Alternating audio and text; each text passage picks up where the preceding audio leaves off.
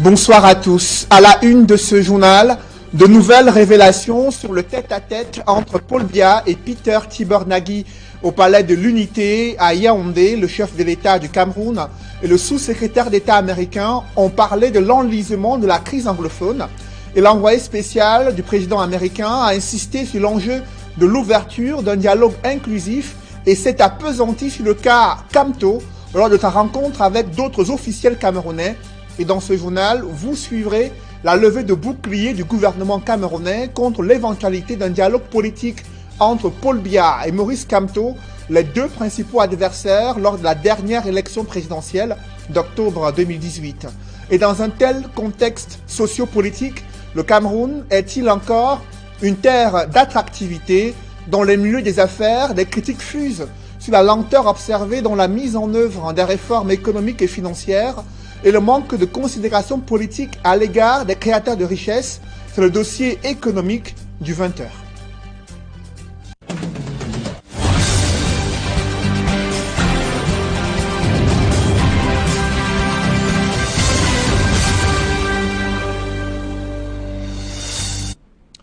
Merci de suivre cette édition complète de l'information sur Equinox Télévision. Le contexte sociopolitique est loin d'être favorable à l'investissement privé au Cameroun.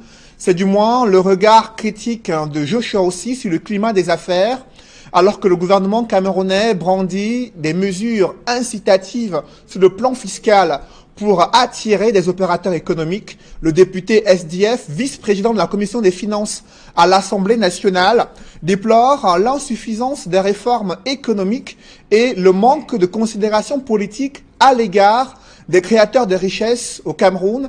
Il réagit dans ce reportage au lendemain de ce Cameroun Business Forum, plateforme d'échange et de dialogue entre le gouvernement et le secteur privé. C'est un reportage signé Joël Essengue et Marcelin Gansop. Je vous parlais donc de ce reportage concernant le contexte sociopolitique actuel au Cameroun qui est loin d'être favorable pour l'investissement privé. Mais avant d'y arriver, évoquons le bilan de ce Cameroun Business Forum au lendemain de la 10e édition du CBF. Le gouvernement camerounais promet la mise en œuvre rapide des recommandations visant à accélérer et à relancer la croissance économique. Mais des chefs d'entreprise n'y croient plus vraiment au regard des lenteurs observées dans la mise en œuvre des réformes économiques et financières. Du coup, l'attractivité du Cameroun en prend un sérieux coup et des investisseurs ne se bousculent pas aux portes du Cameroun. C'est le constat que font Innocent Abega et Donald Brice Kamgan.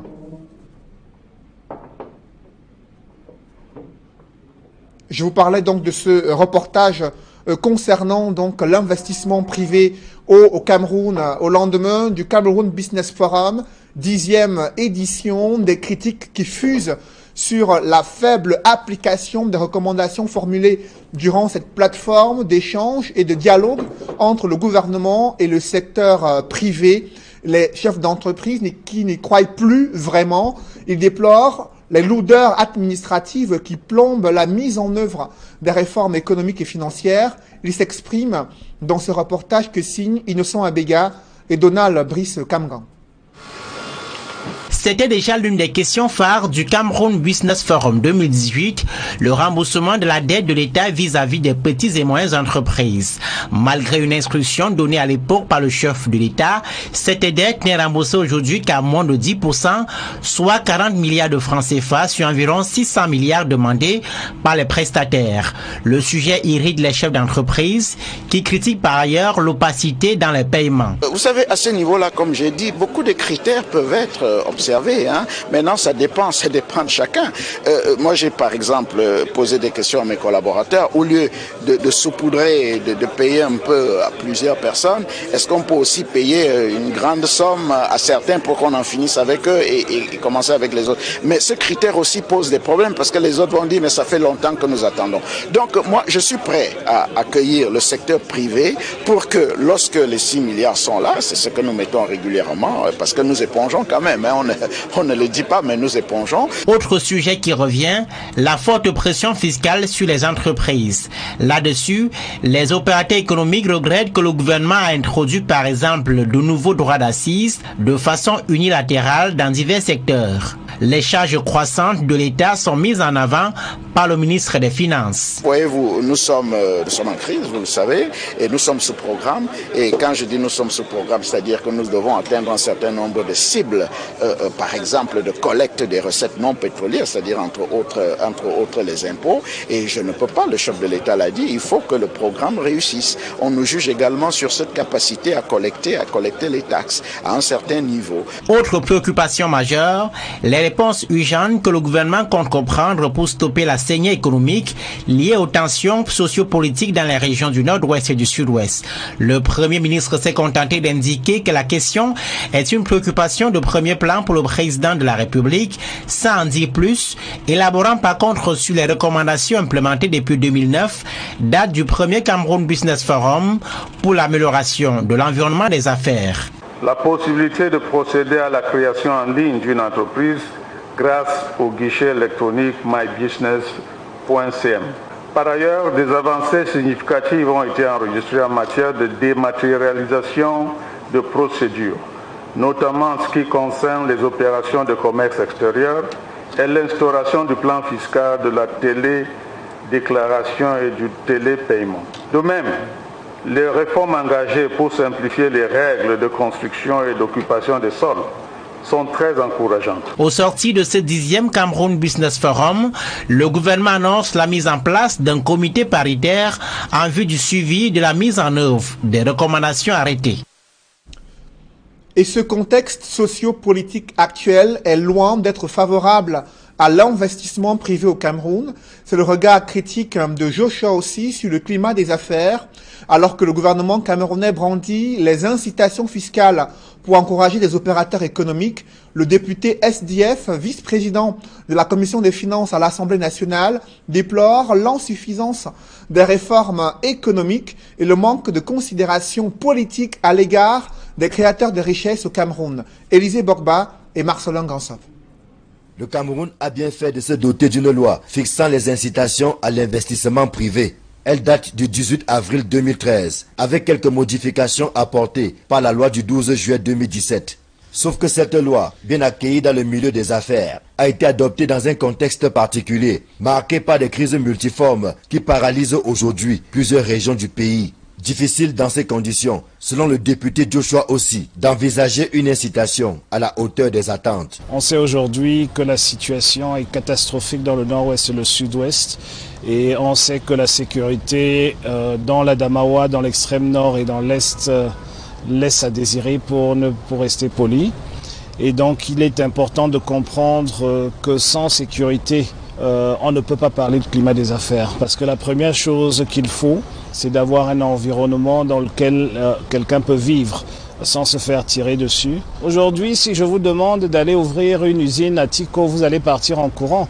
Si je vous dis que aujourd'hui la CDC ne paye plus ses employés depuis plusieurs mois et que tous ces employés sont dans un état de chômage technique de fait, donc vous ne pouvez pas être dans cet environnement-là et parler des incitations à l'investissement. Le parlementaire pense également que l'adoption de la loi sur l'investissement privé ne suffit pas à booster la croissance. Si paradoxalement, le président de la République tourne le dos aux investisseurs nationaux, qu'il est censé normalement encourager. Depuis 36 ans, je ne pense pas que les Camerounais ont vécu une scène où le président de la République, celui qui devrait être à la tête de cette incitation-là, reçoit des hommes d'affaires, reçoit des commerçants, reçoit des agriculteurs au palais de l'Unité pour parler de leur quotidien.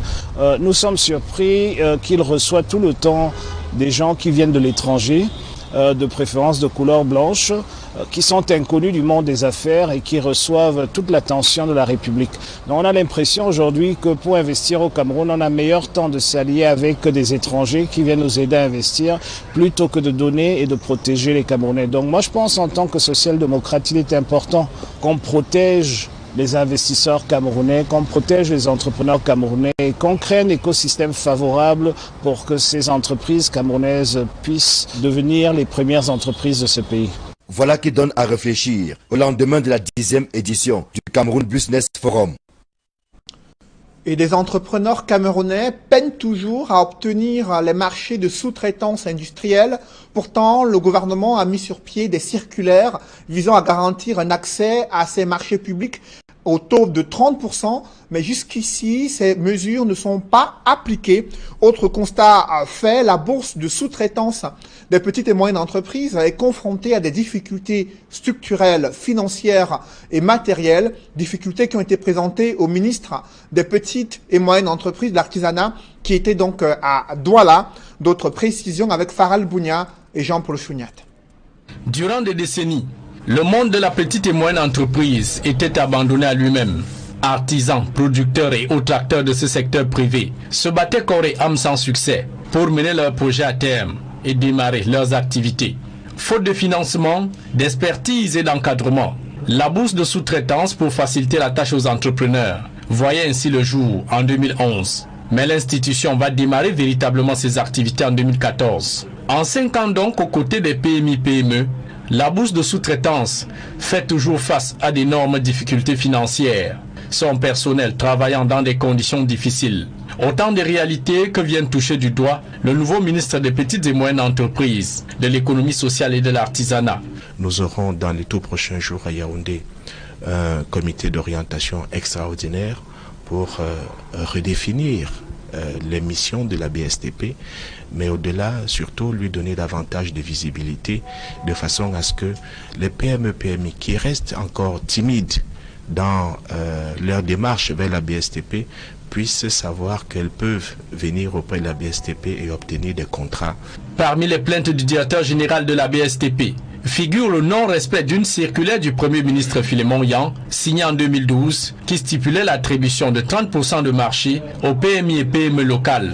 Au-delà de la circulaire, il y a désormais même des dispositions spécifiques dans le Code des marchés publics, et sur lesquelles, évidemment, avec mon collègue des marchés publics et les autres ministères, sous l'égide du Premier ministre et chef du gouvernement, des dispositions vont être prises pour la mise en œuvre effective de ces dispositions. En marge du 10e Cameroun Business Forum, où les promoteurs de PME-PMI ont étalé toutes les difficultés qui plombent le secteur d'activité, la BSTP attend désormais un nouveau souffle financier pour assurer ses missions régaliennes dans l'accompagnement complet des PMI-PME et ainsi booster la productivité d'un secteur vital à l'économie pour l'émergence espérée du Cameroun à l'horizon 2035.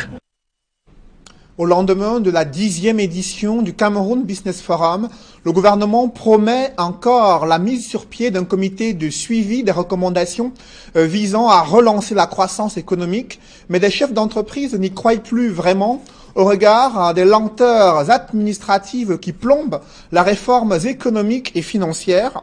L'attractivité du Cameroun en prend un sérieux coup et les investisseurs nationaux et étrangers peinent à se bousculer aux portes du Cameroun, notamment dans les secteurs qui sont des secteurs qui peuvent susciter la croissance économique. C'est le constat que font nos reporters Innocent Abega et Donald Brice Kamgan. D'existence, 150 recommandations du Cameroun Business Forum ont été implémentées sur 200 arrêtés. Certaines ont abouti à des réformes à divers niveaux. On a réduit à la moindre portion le capital minimum requis pour créer une société à responsabilité limitée. Au lieu de 1 million, c'est 100 000 francs seulement. En deuxième lieu, n'est-ce pas, on est allé dans le sens de la dématérialisation. Parce que la dématérialisation, c'est quelque chose d'important, puisque on a observé que le contact entre les usagers et les services se passait, n'est-ce pas, parfois avec la corruption. Mais le secteur privé observe que le gouvernement ne fait pas assez. La Banque mondiale est sur la même lancée. En témoigne la stagnation du Cameroun dans le doing business lorsque le pays ne dégringole pas comme c'est le cas dans le classement 2019 où le Cameroun perd 3 places passant de 163e à 166e. Les obstacles sont nombreux et gravitent quasiment tout autour de la volonté politique. Depuis 10 ans, les opérateurs économiques attendent par exemple la simple nomination des responsables de la caisse de dépôt et de consignation, organe de mobilisation de l'épargne capitale pourtant pour le secteur privé. Les dirigeants de la caisse de dépôt et consignation qui jouent quand même un rôle très important dans la mobilisation de l'épargne longue. c'est quand même pas compliqué hein, sur 25 millions de Camerounais de trouver 2 dirigeants pour mettre en place cet outil-là. Il y a la question de la corruption rampante, l'assujettissement de la justice au pouvoir exécutif, tout cela aggravé par la survenance des crises de sécurité actuelles, la pression fiscale, une administration lourde et procédurière qui empêche la mise en œuvre des recommandations de cette plateforme gouvernement secteur privé. On a du mal à comprendre parce que ça bloque soit au niveau des services du Premier ministre, soit au niveau des services de la présidence. Donc c'est tous ces blocages-là que nous souhaitons voir éliminés progressivement. Des blocages qui menacent les affaires et les projections économiques du Cameroun. Le taux d'investissement est projeté dans le DSCE à 25% en 2020, puis 30% en 2025. Or, ce taux stagne autour de 22%, avec une part du secteur privé qui ne cesse de décroître en raison d'une attractivité faiblissante de notre pays. À Douala, le 10e Cameroun Business Forum s'est voulu une édition de transition. La nouveauté des ateliers rentre dans cet esprit, mais le secteur privé attend plus d'audace du gouvernement dans la mise en œuvre des réformes demandées. Dans le reste de l'actualité, le président du MRC, Maurice Kamto, souhaite dialoguer avec Paul Biya, son principal adversaire politique durant la dernière élection présidentielle. L'éventualité d'un dialogue entre Biya et Kamto a suscité une levée de bouclier du gouvernement. Le ministre de la Communication rejette cette idée et une probable médiation qui a été offerte par l'avocat français de Maurice Kamto en séjour au Cameroun il y a quelques jours. Le ministre de la Communication, porte-parole du gouvernement, estime que la stature du président Paul Biya ne lui permet pas de discuter avec Kamto, simple citoyen ordinaire. Il a tenu à préciser sur les antennes d'une chaîne de radio internationale que le président du MRC a été arrêté non pas pour des faits politiques, mais pour des faits de droit commun. Synthèse de la sortie gouvernementale dans ce reportage que signe Sylvestre Hippolyte Zangao. Alors que Tibor Nagui, le sous-secrétaire d'État américain aux affaires africaines, et Paul Biya ont fini leur tête-à-tête au palais de l'Unité, René Emmanuel Sadi, le ministre de la Communication, répondant aux questions de Radio France Internationale, semble être dans le secret de cette audience et affirme que les propos précédemment tenus par le diplomate américain sur l'affaire Kamto et la gestion de la crise anglophone n'ont nullement été évoqués. De ce que je sais de l'audience, ces questions n'ont pas été évoquées. Cette audience s'est déroulée dans de très bonnes conditions. Les propos de circonstance qu'on a pu entendre ces derniers temps n'ont en aucune façon porté atteinte aux excellentes relations entre les États-Unis et le Cameroun. Quelques jours plus tôt, sur la même antenne de Radio France Internationale, Tibor Nagui affirmait que l'une des solutions pour résoudre la crise anglophone serait de faire élire par les populations les gouverneurs des régions du Nord-Ouest et du Sud-Ouest. Sans soutenir que ce qu'affirme le diplomate américain est vrai, le porte-parole du gouvernement camerounais évoque l'accélération du processus de décentralisation. Le processus de décentralisation est en cours. Dans les mois qui viennent, certainement, des élections régionales seront organisées et des conseillers régionaux seront élus et les personnalités locales, les différentes régions auront naturellement des pouvoirs accrus pour elles-mêmes assumer leurs responsabilités locales. Mais M. Nagui a saisi l'occasion pour suggérer au gouvernement camerounais d'organiser des rencontres, des concertations. Nous accédons à ce genre de propositions. L'autre volet de cet entretien, c'est la conférence de presse de l'avocat français de Maurice Kamto, que René Emmanuel Sadi trouve osé dans ses propos. Nous déplorons la condescendance et les propos désobligeants tenus par M. Moretti, dont la lecture des faits ou alors la version qu'il en a reçue sont complètement fausses. Toute chose qui l'amène à s'éloigner du terrain juridique pour embrayer sur des considérations politiques. Car les chefs d'accusation ayant motivé l'arrestation de M. Kamto et ses partisans, ainsi que leur mise en détention provisoire, sont clairs et conformes aux lois et règlements du Cameroun. Maître Dupont-Moretti, en conférence de presse, a déclaré que son client, Maurice Kamto, demande à rencontrer Paul Biya.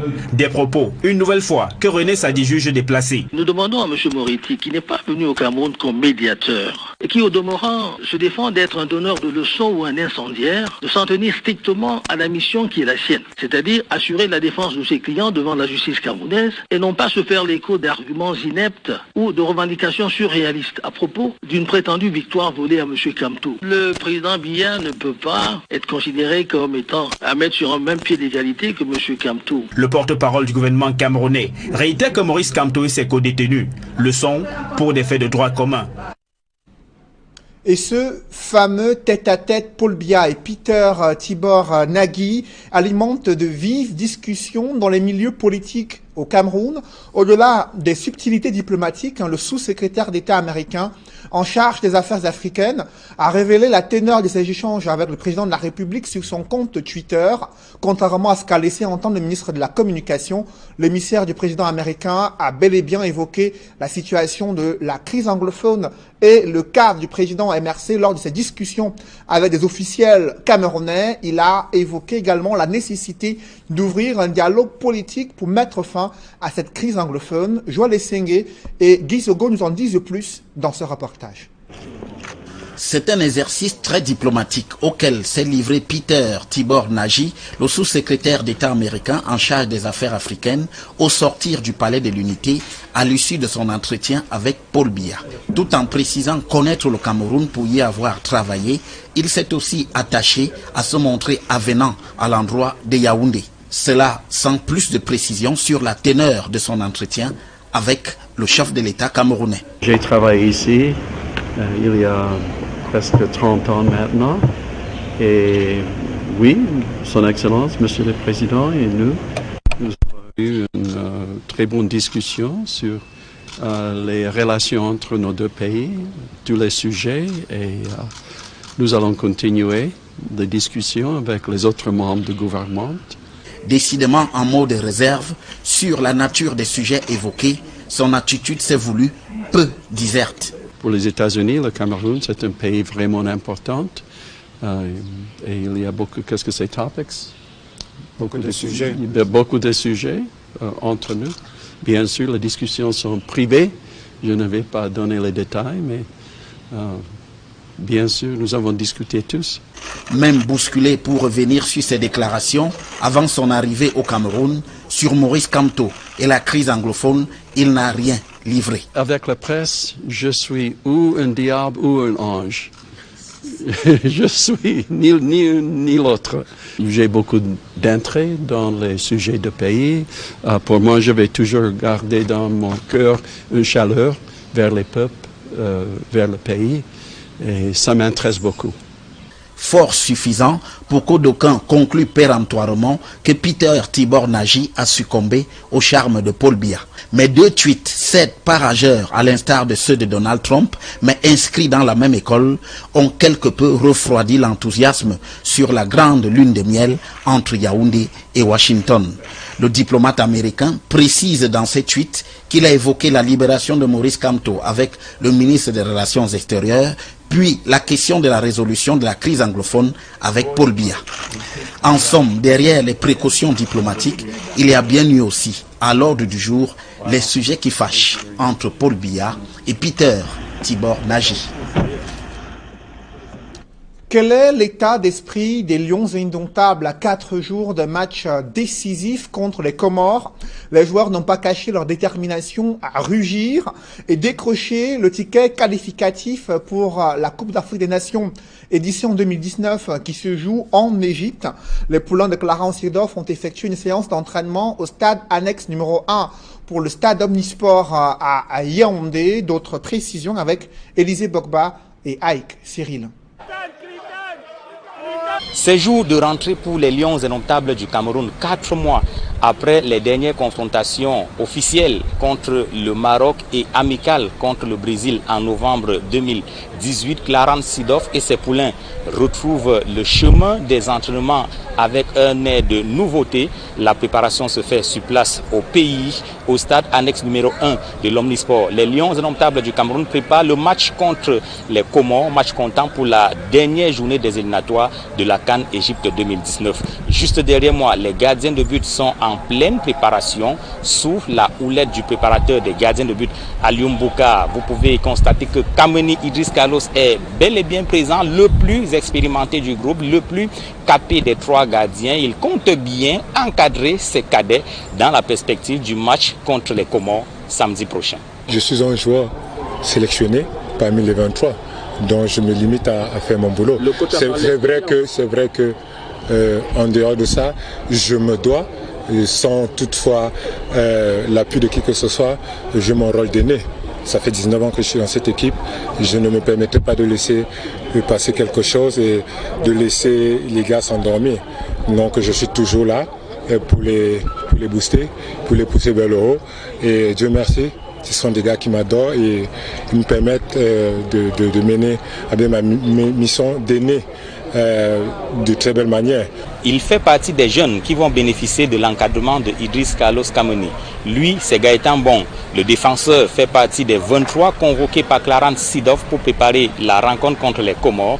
Une rencontre qu'il compte justement aborder avec un esprit de conquérant, un esprit de gagneur. On a très bien bossé jusqu'à maintenant. On a été sérieux, heureusement, parce qu'on se retrouve avec ce dernier match pour jouer cette qualification.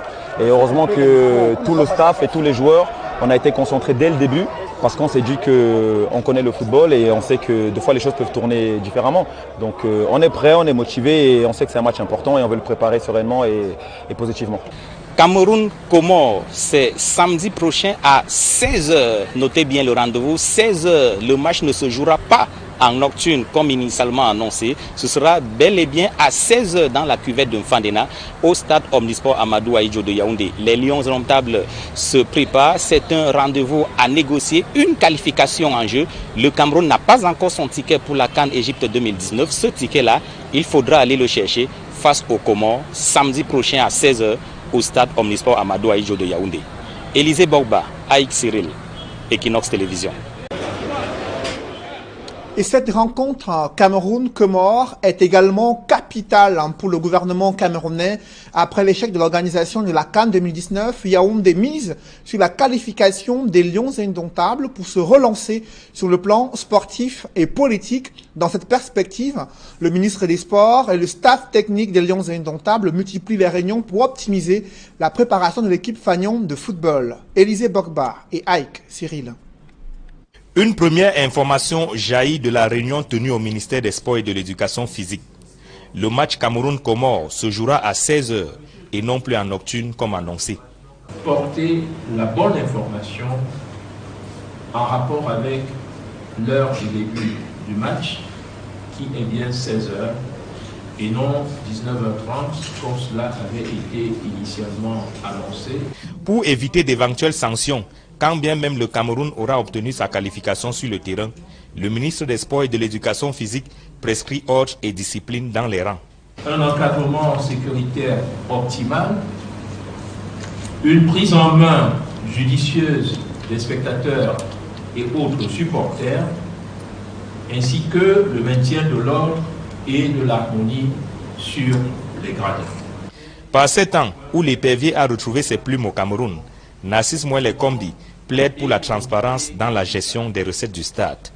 Mettre en œuvre des stratégies efficaces de vente des billets, d'accessibilité des billets par la multiplication des points de vente, sécuriser tant la vente des billets que les recettes issues de la vente de ces billets. Toujours dans la perspective du match contre les Comores, le MINSEP a reçu le staff technique des Lions indomptables, amené par l'entraîneur-sélectionneur Clarence Seedorf. Au cours de l'audience élargie au président de la FECAFOOT, le ministre des Sports et de l'Éducation physique demande de tout mettre en œuvre pour assurer la qualification aux Lions indomptables. L'équipe se porte bien et donc le staff technique a donc rassuré le ministre dans ce sens et qu'il a pris l'engagement de mettre tout en œuvre pour que la victoire soit au rendez-vous samedi. Cameroun-Comores, c'est la dernière journée des éliminatoires de la CAN Égypte 2019. Ça passe ou ça casse pour les Lions indomptables qui n'ont pas encore assuré leur qualification.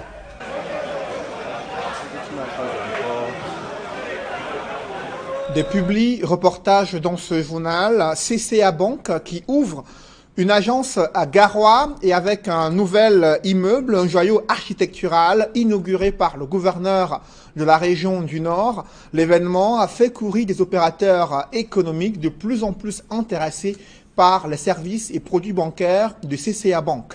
Reportage. Au Cameroun, le CCA Bank SA est la 15e banque après 22 ans d'existence. Après la vie de microfinance, la banque CCA est entrée dans une nouvelle ère. Cette banque est désormais un établissement de crédit dans la catégorie universelle. Et pour se rapprocher de ses clients de la cité capitale du Nord, la banque a construit un nouvel immeuble en plein cœur de Garoua. Nous en avons fait à Koussiri, nous en avons fait à Maroua, nous en avons fait à Ngaoundéré et puis en dernière position ici. Et ici, je dois dire, Garoua a reçu le plus bel immeuble. Et je dis, ce n'est qu'un début d'une autre phase de l'histoire. Nous venons de clôturer avec la microfinance, nous ouvrons la page de la banque. C'est l'occasion aussi pour moi de dire merci aux investisseurs de CCA et plus particulièrement à leur leader promoteur, M. Albert Kemla, pour nous avoir accompagnés dans ces projets. Nous sommes le management, sans ce soutien des investisseurs, nous ne pouvons rien. Nous disons merci pour ce soutien à la croissance. Le gouverneur de la région du Nord, Jean Abaté Edi, a défini l'importance de cette banque pour cette région, afin de sécuriser les biens de ces populations dans un endroit sûr pour leurs affaires dans le Nord Cameroun. Je voudrais donc inviter l'ensemble des opérateurs économiques, fils de cette région, pour pouvoir rentrer de plein pied et soutenir ce genre de projet. Son rapport avec la clientèle primant toujours, pour CCA Bank SA, la proximité est un credo. Être plus proche pour mieux servir les clients, c'est ce qui peut expliquer la construction d'une agence dans cette ville. Si on de CCA numéro un immeuble, le CCA Bank Maroua, c'est de recruter plus de clientèle, c'est d'être plus près de ses clients, c'est de donner des services innovants et ensemble de mener une belle aventure. Il faut une belle agence, des gestionnaires proches. La proximité reste quelque chose que nos clients réclament et à juste titre. Nous voulons leur offrir cette proximité. L'immeuble est fièrement situé en face de la Béillard de Garoua, une image pour assurer les clients. Des clients qui sont venus en masse pour accompagner leur banque dans cette initiative. L'ouverture de cette agence nous fait beaucoup plaisir. D'abord, c'est un joyau, c'est un bijou qui est venu s'ajouter dans la ville de Garoua. Et nous savons que CCA est venu donner encore plus de facilité aux entrepreneurs et aux hommes d'affaires d'ici. Donc c'est avec beaucoup de fierté, beaucoup de joie que nous accueillons cette cérémonie. Nous continuons à faire confiance à CCA parce qu'on était entré à CCA quand CCA était encore microfinance et CCA est devenu banque. Pour nous, c'est une banque de confiance, c'est une banque de référence. Nous sommes là pour accompagner CCA puisque tous nos personnels, tous mes employés sont ici sont payés au niveau de CCA et les marchés que nous faisons sont financés par CCA. C'est vraiment une finance au cœur des traditions africaines. Une nouvelle ère s'ouvre pour cette banque à Garoua. Les populations sont exhortées à se rendre au Crédit communautaire d'Afrique pour garder leur argent et pour profiter des avantages qu'elle offre. Le maire de Bafoussam II se préoccupe des conditions d'apprentissage des élèves dans les établissements scolaires situés dans son ressort, dans son arrondissement. Et des salles de classe ont été construites sous initiative du maire de Bafoussam II. Il est allé toucher du doigt les nouvelles conditions d'apprentissage des élèves dans des salles de classe avec de nouveaux bancs, de tables bancs pour des élèves. Reportage. Les clés en main de ce bâtiment, calqué sur le modèle japonais, le directeur de l'école anglophone du groupe scolaire bilingue du Zéling 1 et ses élèves de la session anglophone peuvent laisser éclater leur joie. Ceci est l'œuvre du maire de la commune de Bafoussam II et son compagnon de route, le FEICOM. La cérémonie de rétrocession a eu lieu le 12 mars dernier. Ce bâtiment est composé de 6 salles de classe, une bibliothèque, un bureau et un secrétariat. Financé conjointement par la commune de Bafoussam II et le FEICOM à hauteur de 75 millions de nos francs CFA. En construisant ce bâtiment, le maire de Bafoussam II a sémé l'amour du travail dans le cœur de ses enfants. Les enfants ne pouvaient pas fréquenter ici, dans les anciens bâtiments. C'est pour cette raison que nous avons donc monté un projet pour construire 6 salles de classe, bibliothèque, plus bureau du directeur pour la section anglophone. Là pour mettre les enfants à l'abri du désordre. Parce que quand vous regardez la structuration de l'école, vous voyez le bâtiment qui est en face. L'ancien bâtiment qui était ici était comme l'autre bâtiment qui est en face. Donc on ne pouvait pas accepter. Moi-même, je viens de ce sous-système d'éducation anglophone. Donc là où j'ai fréquenté, c'était tellement propre. Il fallait que ceux qui doivent bénéficier de cette éducation fréquentent là où c'est bien et sécurisant pour eux. Un bon père de famille, il annonce une bonne nouvelle pour les élèves de la session francophone. Tel que vous-même vous voyez, nous tous nous avons fréquenté. Est-ce que vous pouvez accepter aussi fréquenter dans les pareils bâtiments, le bâtiment qui est en face? C'est pour cette raison que nous allons raser tout ce bâtiment-là et reconstruire comme là où nous sommes aujourd'hui, R+1. Ça sera 8 salles de classe, bureau de directeur plus bibliothèque. Là pour rendre cet espace vivable pour tous et pour encourager aussi les enfants d'aller à l'école. Aujourd'hui c'est la session anglophone, demain ça sera la session francophone. Le dynamisme du maire est salué ici par le partenaire. Je fais comme accompagne toutes les communes de notre cher et beau pays et particulièrement Bafoussam 2e parce que le dynamisme de monsieur le maire, nous avons suivi, il a fait construire plusieurs bâtiments dans plusieurs écoles. Ici c'est juste un site sur un ensemble, je crois, de 7 sites. C'est juste l'aboutissement du dynamisme de monsieur le maire qui, lorsqu'il reçoit un financement du FEICOM, met tout en œuvre pour que le projet soit réalisé et utilisé. Le directeur de cette école salue la générosité de l'élu du peuple. Je remercie beaucoup monsieur le maire. Mieux chose de nous avoir donné ce bâtiment parce qu'avant les enfants souffrent beaucoup. En classe, c'était des classes jumelées, 6 classes. C'était seulement 3 classes. Pour un cycle complet. Ces disciples de Charlemagne ne cachent pas leur... On dit merci au maire pour notre salle de classe. Merci beaucoup. Merci pour notre salle de classe que vous avez donnée. Nous remercions monsieur le maire de nous avoir donné les salles de classe et des bancs. Sur le terrain de Bafoussam 2e, les œuvres parlent d'elles-mêmes. Outre cet établissement qui ont bénéficié des salles de classe, latrines, des tables bancs, l'exécutif communal de Bafoussam 2e, d'autres partenaires tels l'Union européenne, le PNDP, l'ambassade du Japon ont accompagné la commune de Bafoussam 2e pour la construction de 2 bâtiments à l'école bilingue d'application de Thiou Village, 2 salles de classe à l'école publique de Tunganville et une réalisation similaire à l'école Femla, le pont de Tandefo pour permettre la mobilité des élèves du lycée bilingue de Baleng. Et comme dit un adage, le meilleur reste à venir. Mesdames, messieurs, c'est la fin de ce journal. Merci de l'avoir suivi.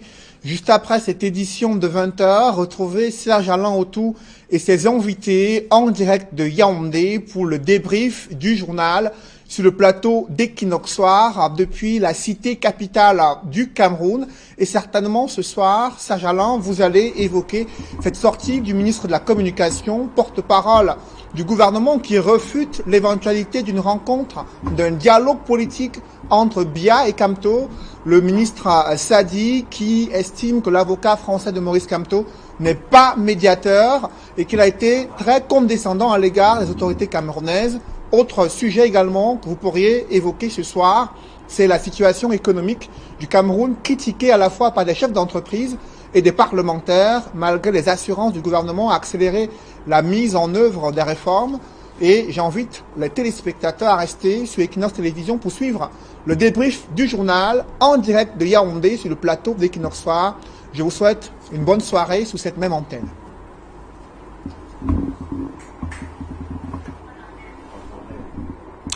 Voilà, bonsoir madame, monsieur. Si vous nous rejoignez à l'instant, nous sommes toujours dans Equinox Soir. C'est la deuxième partie consacrée au débrief. Toujours en compagnie de nos invités, toujours là, David Eboutou, Joseph Léangoula et un troisième qui nous a rejoint, lui, c'est Sa Majesté Célestin Bidigui. Bonsoir. Bonsoir, cher ami. Voilà, et je voudrais également profiter de l'occasion pour à l'entendre de mon propos, présenter mes excuses à vos téléspectateurs pour n'avoir pas été là au début de cette émission. Voilà, vous êtes pardonné. Je vous en prie. Je sais.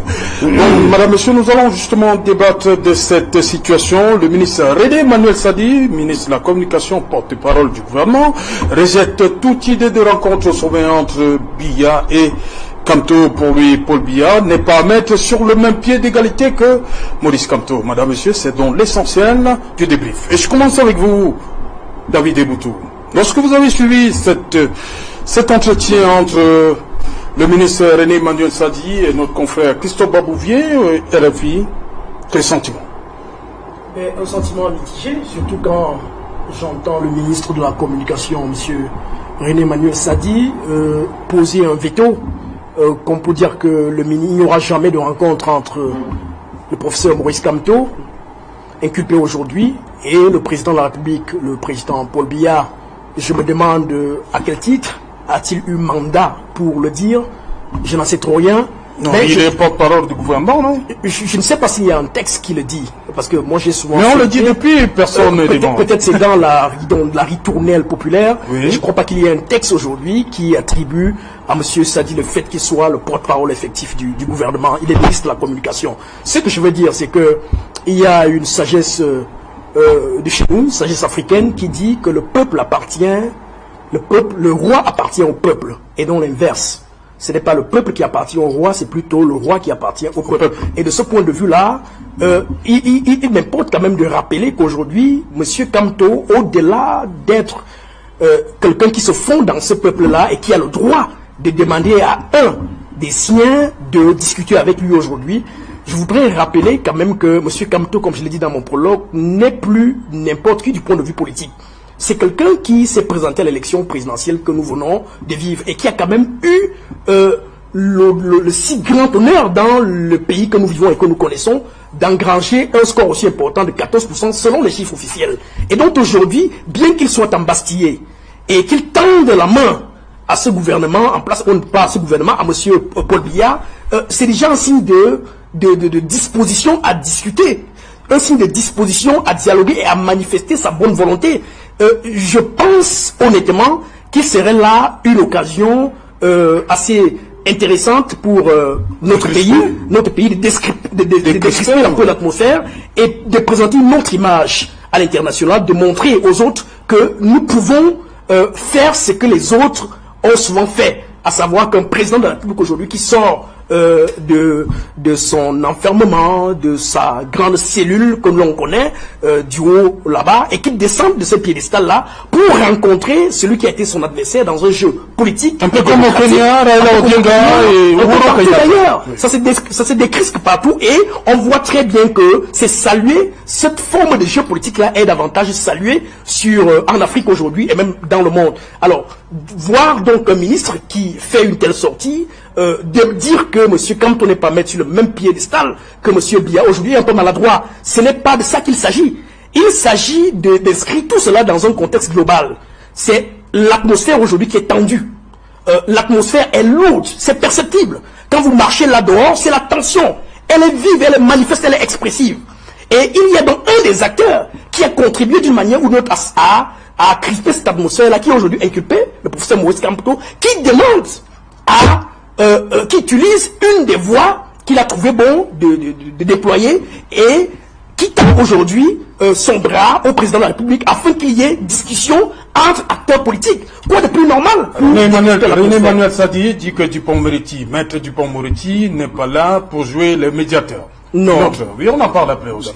Je veux recueillir l'avis de Sa Majesté Célestin Bédigui sur cette situation. Un Camerounais demande à parler à un autre, qui est le chef de l'État.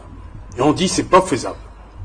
On voit le président français discuter avec, par rapport à la crise et les gilets jaunes. Et il a rencontré beaucoup de personnalités qui ne sont pas du même piédestal que lui. Près de 80 personnalités hier en France, avec Emmanuel Macron.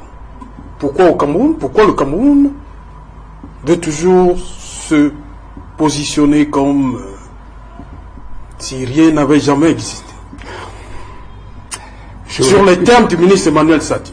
Oui, j'aurais compris que M. Kamto eu souhaité rencontrer le président Biya pour présenter des excuses. Parce que, monsieur, si vous permettez, on ne sait pas ce qu'il va lui dire. Oui. Peut-être qu'il va lui présenter les excuses. Je pèse mes mots. Oui. Et l'intention aurait plus de poids si on savait à quoi elle aurait servi. Il ne faut pas qu'on reste dans les suppositions. Je veux rencontrer le président Biya pour présenter mes excuses et à travers lui au peuple camerounais. Parce que j'ai entendu parler de crispation. Et effectivement, il y a une crispation qui dessert... Donc vous aussi, vous savez que vous comprenez que c'est tendu. Non, il y a une crispation qui dessert considérablement notre pays. Et dont le responsable, je pourrais d'ailleurs dire l'auteur aussi, est M. Kamto. Ce sont les actes répréhensibles posés par M. Kamto qui placent notre pays sur la sellette sous une lumière qui ne nous honore pas du tout. Et pourquoi je le dis? Quels actes? Justement, j'y arrive. Vous savez, Kamto et moi, nous sommes la même génération. On peut me dire le même âge. Je suis arrivé à l'université 3 ans avant lui. On est passé par la même faculté, la faculté de droit. Et parmi les fondamentaux qui nous ont été enseignés par nos maîtres, il y a un principe, celui de l'autorité de la chose jugée. Parce que, voyez-vous, la loi se forme de deux manières. Le vote du Parlement et puis les arrêts rendus par les instances judiciaires qui acquièrent une force telle que elles équivalent à la loi. Elles font la loi. Lorsque M. Kamto, imprégné de ces principes, parce que c'est un juriste très brillant, imprégné de ces principes, après qu'il ait lui-même saisi le Conseil constitutionnel, donc ait reconnu l'autorité de cette instance judiciaire, qu'il ait plaidé devant le Conseil constitutionnel, ce jour-là j'étais en salle, se permettre la décision du Conseil constitutionnel étant énoncée, de prétendre qu'il recuse le Conseil constitutionnel, il se place hors la loi, même pas qu'il se place hors la loi, alors il viole de manière absolument inadmissible la loi. Inadmissible. Et de ce fait, il devient hors la loi. Alors vous avez parlé tout à l'heure du fait que M. Macron reçoit des citoyens comme il a fait aujourd'hui. Mais M. Macron a reçu des citoyens dont aucun ne s'était passé hors la loi. Non, nous sommes. Vous comprenez? Parce que le ministre Sadi dit qu'on ne peut pas mettre le président Biya sur le même pied d'égalité que Maurice Kamto. Non. Et c'est ça que je dis. Oui. Je dis que comparaison, même si comparaison ne vaut pas raison, oui, je vous ai démontré que la posture prise par M. Kamto, en fait aujourd'hui, il s'est placé hors la loi. Supposons nous savons déjà ce qu'il va dire au président Biya. Sommes-nous d'accord dessus qu'il s'est placé hors la loi? Premièrement. Deuxièmement, à l'entame de mon propos, je vous ai dit que sa démarche aurait eu quelques consistances s'il avait dévoilé s'il avait dit ou s'il avait motivé la raison pour laquelle il veut rencontrer le président Biya. Mais d'ailleurs, il l'a fait. Mais j'estime que ce qu'il a dit ne semble pas justifié qu'il soit donné suite à ce que je pourrais appeler malheureusement donc pour vous, cette rencontre n'aura pas lieu? Elle n'a pas de raison d'être du point de vue purement juridique. Voyez-vous? Mais maintenant, si vous permettez, du point de vue politique, je crois que nous devons éviter le fétichisme. Le fait que M. Kamto ait été candidat à l'élection présidentielle, et j'aurais bien aimé que ce soit lui qui soit devant moi en ce moment. Et c'est à lui que je parle. Vous allez donc attendre qu'il soit là. Je ferai quelque chose d'important. Vous allez donc attendre qu'il soit là. Non, pas du tout. Non, monsieur, si vous permettez, je vais dire quelque chose d'important. par rapport au fétichisme, parce qu'il y a beaucoup de propos ici à l'heure actuelle qui tiennent beaucoup plus du fétiche que des propos de raison. Le fait qu'un candidat, bon, ne prononçons pas le nom, un candidat ait obtenu 14% à une élection présidentielle. J'ai eu, lors d'une vie antérieure, à côtoyer ou même à être à la tête de partis qui avaient eu des candidats qui ont eu plus de 14%. J'ai eu, par exemple, également à paraffer une décision prise par le SDF qui avait eu 36% à l'élection, l'UNDP qui avait eu 15-16%, l'UDC, un total de plus de 60%, vous permettez, de plus de 60%, vous permettez, et cela n'est, je vous permettez, non, j'en aurais fini, et je dis, cela n'est, vous permettez, je veux avoir l'analyse de Joseph, ils ont eu le temps de parler avant que je et ils sont venus, je suis d'accord, ok, vous permettez, je voudrais dire, 30 secondes, je voudrais dire ceci, non, il faut peut-être évoquer d'autres raisons, mais il ne faut pas brandir des raisons comme 14% comme étant un fétiche, parce qu'on a eu sur la scène politique et par le passé des hommes politiques qui ont enregistré des scores supérieurs à celui-là et qui ne sont pas prévalus de quelques privilèges, que ce soit du point de vue de la considération politique. Sur cette sortie du ministre Sadi, est-ce que vous, en tant que Camerounais, comment vous vous sentez quand vous écoutez ça? Permettez-moi déjà d'exprimer. Par rapport à la situation, David Eboutoua parlait d'un sentiment de crispation. C'est un peu tendu. Permettez-moi d'exprimer mon sentiment profond quant à la sortie du ministre Emmanuel Sadi. Je voudrais déjà faire remarquer que le ministre Emmanuel Sadi a eu une attitude extrêmement condescendante. Vis-à-vis de Dupond-Moretti et vis-à-vis même du peuple camerounais. J'arrive justement dans mon raisonnement. C'est une attitude déjà qui n'a rien de surprenant, puisqu'elle reflète déjà l'attitude de la grande majorité des membres du gouvernement de ce régime. Et c'est une attitude aussi qui s'inscrit dans la continuité du mépris que le gouvernement a longtemps affiché vis-à-vis du peuple camerounais.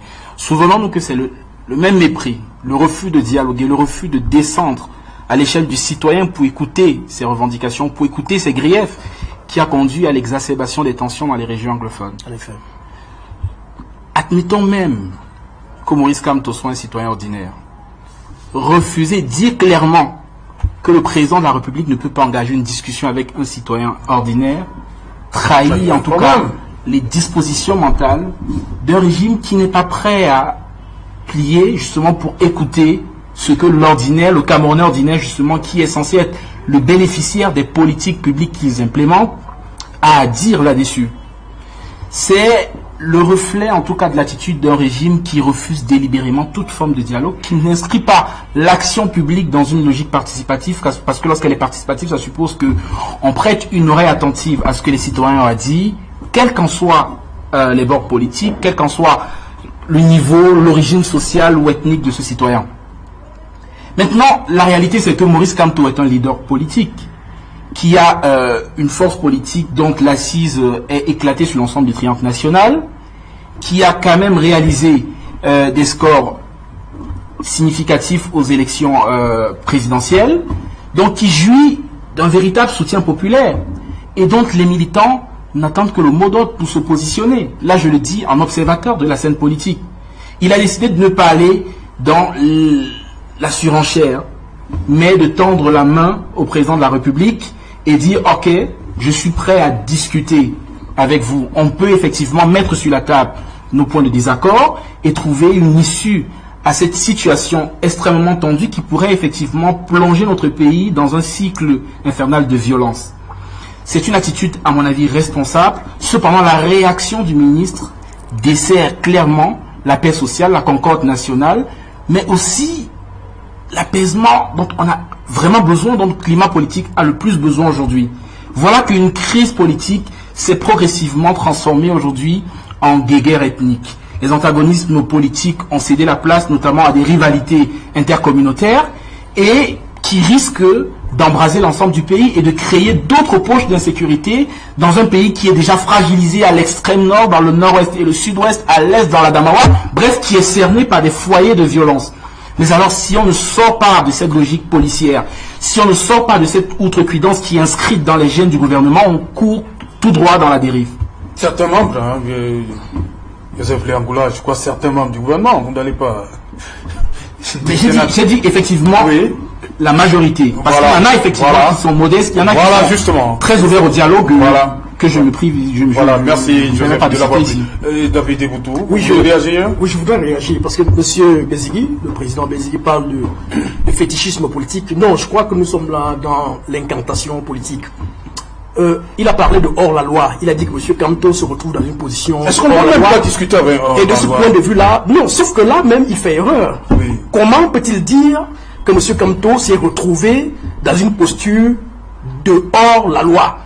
Puisqu'il me semble qu'aujourd'hui, il y a une enquête, il y a une instruction qui est engagée contre M. Kamto. Je crois qu'il jouit encore de ce que l'on appelle dans la juridique de la présomption d'innocence. Mais à écouter M. Bézigui, on croirait que M. Kamto est déjà frappé par le sceau de la présomption de culpabilité. Et par là, il a tout fait de le condamner, ce qui déjà l'absout de tout droit à prétendre à quelques moyens qui puissent lui donner, qui puissent lui conférer d'autres droits qui font que lui, en tant que Camerounais, qu'il puisse se prévaloir effectivement du droit de ce Camerounais qui puisse qui veut rencontrer le président de la République pour décrisper l'atmosphère. Mandela, David Eboutou, vous savez que Mandela, avant sa sortie de prison, allait nuitamment rencontrer les autorités sud-africaines. Ça, c'est l'histoire qui nous l'enseigne. Même le président sud-africain. Et c'est établi. Je viens de le dire. Alors, donc, je comprends pas. Je comprends vraiment pas pourquoi cette volonté manifeste des hommes politiques. Monsieur Bézigui est un homme politique. Cette volonté aussi manifeste à vouer hégémonie un autre acteur politique qui pourtant se bat pour les mêmes idéaux qu'eux. Ils sont tous des hommes politiques. C'est ce que je veux dire pour sortir. Oui. C'est que, en parlant de M. Kamto, qui est légitime aujourd'hui pour discuter avec le président de la République, combien de Camerounais peuvent, dans la structuration, la configuration politique que l'on connaît aujourd'hui, avec le verrouillage institutionnel que l'on connaît au niveau de l'appareil qui gère les élections au Cameroun, avoir le score qu'il a eu, donc faire de la politique avec un tel charme, comme on l'a dit aujourd'hui. Moi, je ne suis pas du MRC, je suis un analyste politique et j'observe comment, en si peu de temps, un laps de temps, M. Kamto a pu établir un maillage sur l'ensemble du territoire. Et pour cette raison-là, il mérite du respect. Il porte une certaine légitimité aujourd'hui. 14% des Camerounais. Je dis, même avec le citoyen lambda, est-ce que le président ne peut pas discuter avec le citoyen lambda? Vous me laisserez parler finalement? Oui, oui. Et donc, oui, 14% des Camerounais sur les 25 millions, déduisez ce que ça fait. Et donc, M. Kamto aujourd'hui a l'autorité morale, l'autorité politique de pouvoir discuter avec le président de la République. Il faudrait que nous sortions, je pense que c'est plutôt M. Bézigui qui veut nous entraîner dans du fétichisme et même de l'incantation, qui veut être effectivement un acteur aussi important que M. Kamto, qui s'impose par l'argumentaire politique au travers de ce qu'on a vu, ne soit pas quelqu'un qui puisse discuter. S'il ne peut pas, lui, qui est aujourd'hui le principal opposant au Cameroun, ne peut pas vouloir discuter avec le président, qui le fera? Est-ce le membre du G20? Qui le fera? Alors, oui, c'est ce que je dis. Est-ce que le président ne peut pas discuter avec le citoyen? Vous permettez. Oui. Lorsque j'écoute David Eboutou, je suis sidéré. D'abord parce que nous sommes dans une situation où le procureur a émis à l'encontre d'un citoyen un acte d'inculpation. À partir de ce moment-là, ce citoyen se trouve placé dans une position particulière sans que lui soit remis la présomption d'innocence. Ceci étant, de manière factuelle, on parle de faits. On parle de faits. Et je les ai présentés. À savoir, une instance judiciaire a été saisie d'un contentieux, un arrêt a été rendu, et cet arrêt s'impose au plaignant autant qu'à toute autre personne. Et lorsque quelqu'un, la personne qui a saisi cet arrêt, cette instance-là, récuse a posteriori cette décision, il se passe hors la loi. Il faut qu'on s'en tienne à ça et qu'on le comprenne. Si on ne peut pas le comprendre, ça veut dire qu'on ne veut pas admettre l'application des règles de droit et on va se contenter à, c'est pas moi, à avoir des appréciations tout à fait subjectives. Première chose. Deuxième chose, quant à savoir si le président de la République peut oui ou non recevoir M. Kamto, je répète, le fait que M. Kamto, qui est un opposant, qui est non politique comme nous le sommes, ait obtenu 14% en élection présidentielle, n'en fait pas une personne qui ait des droits, comme on peut dire, de super citoyens, étant... Vous permettez. Parce que nous avons non seulement par le passé vu d'autres hommes politiques ayant eu des scores hautement plus importants qui n'ont pas eu cette prétention, et surtout c'est une prétention. Je dis bien c'est une prétention. D'autant plus que lorsqu'on parle aujourd'hui, c'est une prétention que de demander à être reçu par le président de la République. Comment vous appelez ça? Comment vous qualifiez ça? C'est une prétention. Vous voulez qualifier ça? C'est une prétention. Qualifiez le comment vous voulez. Je vous la concède. Je vous la concède. Non, je préfère arrêter l'émission. Non, écoutez. Je préfère arrêter l'émission. Écoutez, faites-le si vous voulez. Vous permettez, pour que nous ne privions pas les éditeurs, les téléspectateurs de notre vie, je retire le mot prétention et mets, disons, un souhait, comme celui-là, qui peut sembler une main tendue. Non, c'est pas forcément une main tendue. Parce qu'on ne peut pas être à la fois incendiaire et pompier. Vous êtes en train de condamner Maurice Kamto. Je ne condamne pas, monsieur. Parce que le terme, le bout incendiaire. Écoutez, monsieur, vous savez, monsieur, j'ai consacré 21 années de ma vie. Non, 26 ans de ma vie, dans ce jeu, ce qu'on peut appeler aujourd'hui le jeu politique de notre pays. Nous partions d'une époque où un seul mot déplacé vous valait d'être envoyé à Mantoue. Vous comprenez? Pendant 26 ans, nous nous sommes battus pour pouvoir faire le chemin que nous avons fait, qui permet aujourd'hui que nous pouvons nous exprimer librement. Vous comprenez? J'y ai consacré 26 ans de ma vie. Aujourd'hui, les actes posés par un collègue politique produisent un effet tel qu'il y a un retour en arrière qui nous fonde de dire il ne faut pas que quelqu'un nous amène à verser le bébé et l'eau du vin. C'est pour ça que mon jugement sur M. Kamto est aussi sévère que vous pouvez le constater en reconnaissant qu'en tant qu'homme politique, il peut avoir des souhaits, mais ces souhaits, je suis libre de les considérer comme étant une prétention. Merci, cher monsieur. Merci, Sa Majesté d'être venu. Merci, Joseph. Merci, David. Merci. Je crois que avant vendredi, vous allez revenir. Hein? C'est le premier. Vous allez revenir. Oui. Pour souhaiter beaucoup de courage au professeur Gérard Milosé, dont une source forme tout à l'heure.